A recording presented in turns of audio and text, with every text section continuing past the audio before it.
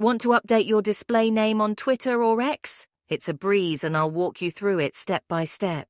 First things first, open the Twitter or X app on your device.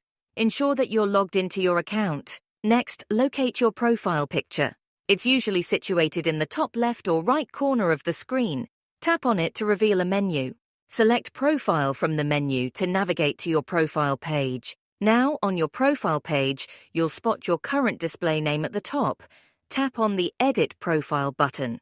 This will take you to a page where you can make changes to your profile information. Locate your display name and tap on it to edit. You can then type in your new display name, edit it as you like, and even add or remove additional details. Remember, changing your display name won't affect your username. Once you're satisfied with the changes, hit the Save button.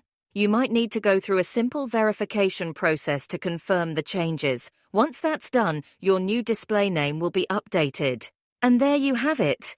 Your display name on Twitter or X is now changed. If you're interested in changing your username, I've got a tutorial for that too.